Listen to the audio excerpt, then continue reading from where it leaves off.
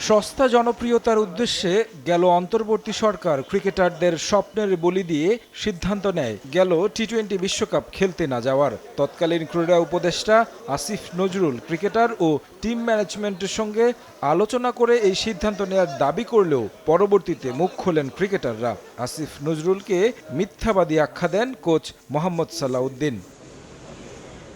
একজন ক্রিকেটারের ক্যারিয়ার লালিত স্বপ্ন বিশ্ব মঞ্চে দেশকে প্রতিনিধিত্ব করা। স্কোয়াডে এমন ক্রিকেটার ছিলেন যারা প্রথমবার সুযোগ পেয়েছিলেন বিশ্বকাপে। খেলতে যেতে না পেরে মানসিকভাবেও ভেঙে পড়েছিলেন অনেকে। যে ঘটনা দেশের ক্রিকেট ইতিহাসে থাকবে কালো অধ্যায় হয়ে। এলপিএল খেলতে গিয়ে বিষয়টি নিয়ে আবারও কথা বলেছেন টাইগার অধিনায়ক মেহেদী মিরাজ।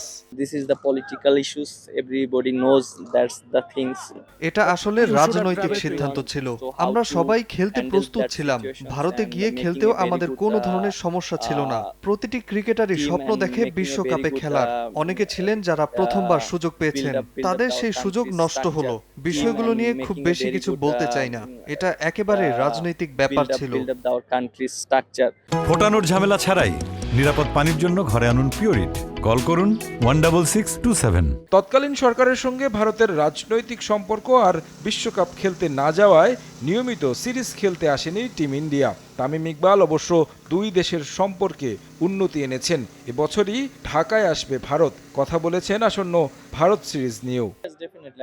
আমরা আগ্রহের সঙ্গে অপেক্ষা করছি ভারতের বিপক্ষে সিরিজের জন্য। এটা আমাদের জন্য দারুণ একটা মুহূর্ত। লম্বা সময় আমরা ভারতের বিপক্ষে খেলি না। আমরা চিন্তা করছি কিভাবে আমাদের কন্ডিশনে ভালো ক্রিকেট খেলতে পারি। আমরা সিরিজটি খেলতে মুখিয়ে আছি। সামনে বিশ্বকাপ রয়েছে। সব ক্রিকেটারই চায় সেখানে ভালো খেলতে। তাই ঘরের মাটিতে আমাদের উন্নতি আনতে হবে। বেশ কয়েকটি সিরিজ আমরা জিতেছি। একই সঙ্গে আমরা পারফরম্যান্সের ধারাবাহিকতা ধরে রাখতে চাই।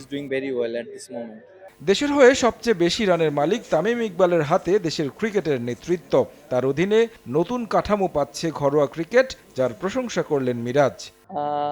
তামিম ইকবাল লম্বা সময় ক্রিকেট খেলেছেন। তিনি জানেন কিভাবে দেশের ক্রিকেটকে এগিয়ে নিতে হবে। নতুন একটি কাঠামো দাঁড় করাচ্ছেন নতুন এই সভাপতি, যার সুফল দেশের ক্রিকেট পাবে বলে আশা করি।